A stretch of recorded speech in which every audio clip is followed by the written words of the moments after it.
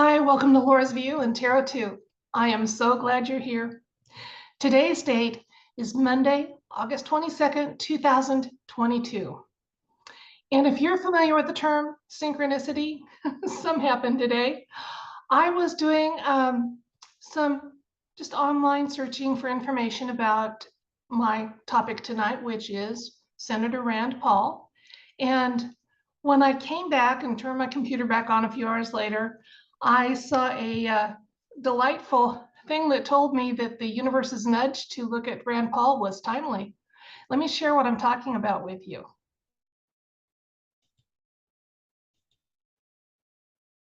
According to the Gateway Pundit, this was posted 5 hours ago. Dr. Fauci announces his resignation one day after Senator Rand Paul promises to get to the bottom of COVID's origins. I wasn't even aware of that. Here's what I was going to share with you. I have just the Wikipedia beginning entry for Rand Paul here, that he's an American physician. He's actually an ophthalmologist licensed, and he is a senator from Kentucky. Now, I have been enjoying things I'm seeing in the media from him. Let me share a little more with you, okay?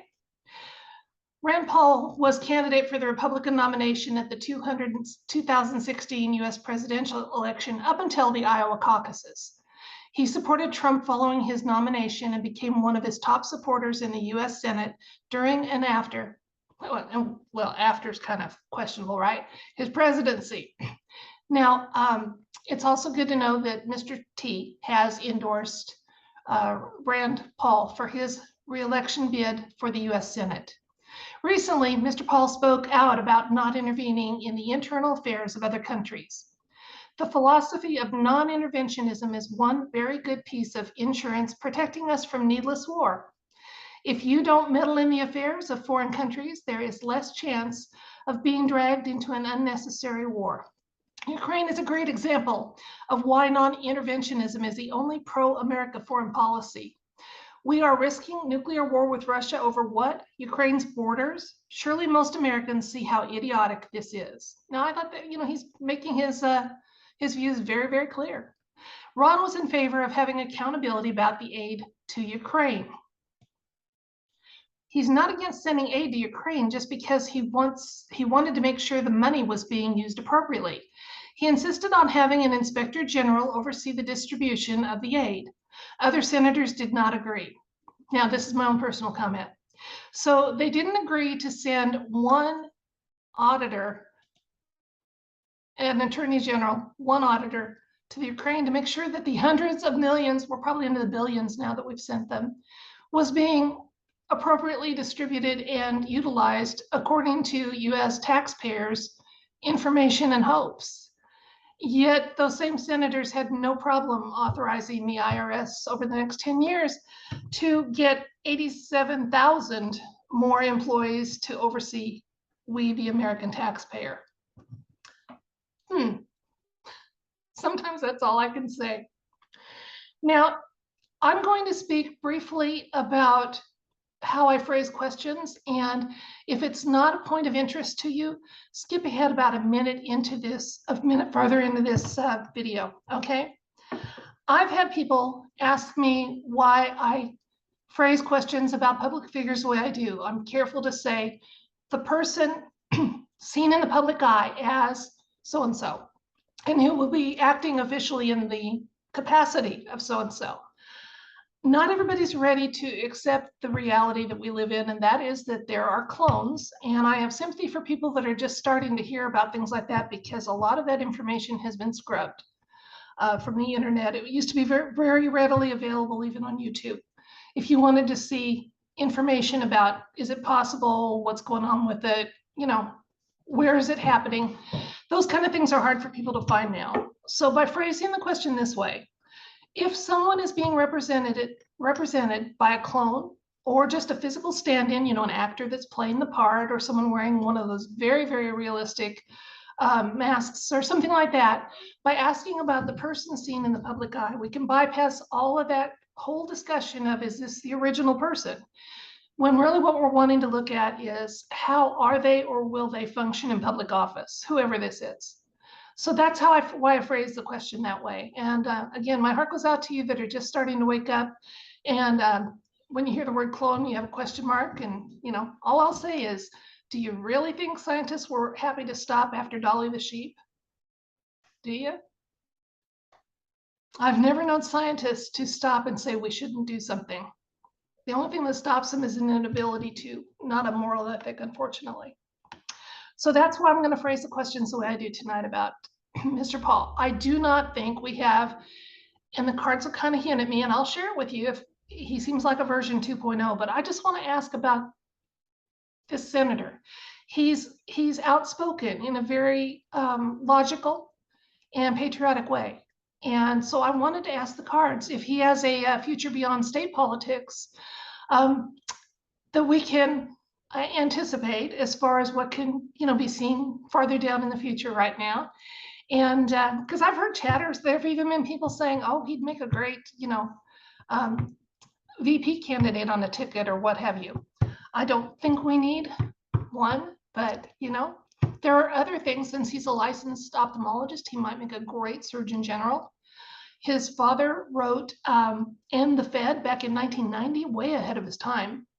So, if they need someone to kind of spearhead temporarily that dismantling process once it becomes official, maybe he could and bring his dad on as a consultant. Who knows?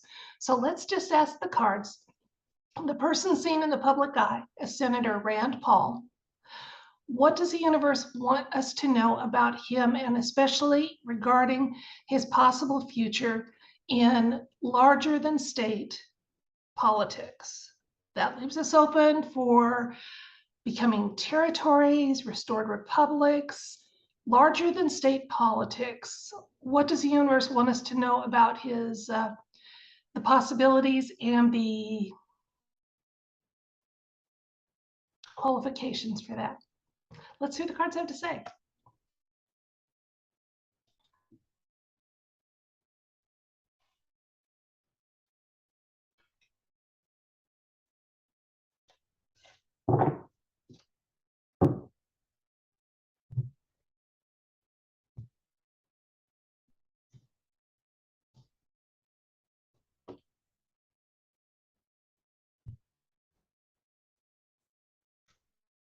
Ten of Pentacles,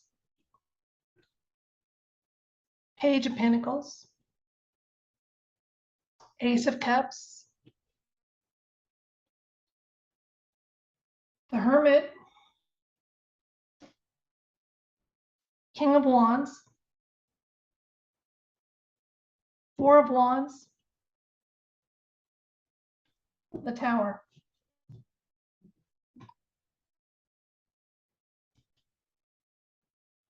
So our question was, what does the universe want us to know about the person seen in the public eye and who will be operating in the official capacity of Rand Paul? And does he have a role in larger than state government in the years to come? And first of all, let me just say that I am getting nothing that I'm going to be needing to warn you folks about at all. And I'll share what I do have and how that ties in with the cards. You see, Mr. Paul is indicated here by the Ten of Pentacles. Pentacles are our earth sign, so they tend to talk more about money and finances. So my little thing about maybe he could, when it's time to dismantle the Fed, maybe he could play a part in that. It seems like he might be a likely candidate for that. But more than that, this card is about multi-generational connections that are very healthy and good. So he is doing what he's doing because he wants his children and our children to grow up in a freer and better world. This is a card, the Page of Pentacles is a card of diligence and worthwhile effort. So this embodies Mr. Paul, diligence and worthwhile effort. And don't we love to hear those words associated with anybody in the political arena? The Ace of Cups gives us a big nod. Yes, this man has a larger role that he will be able to play in larger than state government. Moving on. The Hermit's here. Now, the Hermit's interesting. He embodies wisdom. but often he also embodies some off-world influence. Now, if you like to think of that as divine and leave it there, that's fine. If you're open to the concept that it may be off-world help or future us help, or all of the above, that's great too. But it's always good when you see those in the tarot cards to see what he's shining a light on. And he is looking and very aware of the motivation that Mr. Paul has. It's showing that the universe, God, future selves, some combination of all the above, are very aware that his motives are good and for upcoming generations. So that's excellent. Then moving ahead in the near future, we have the King of Wands, which is a leadership card and one of the strongest ones. So there is a leadership role that he may be asked to play or able to play in the future. Now we have the main additional advice or clarification card is beautiful. It's the Four of Wands, which again is a kind of a teamwork card, especially when we're talking about this. So he is willing to work with others, do it in a very healthy and positive fashion. I wonder if he doesn't need to wake up just a little bit more, but he will if he hasn't. And if you've been watching my recent videos, I'm getting the Tower in the near future for almost everything I read.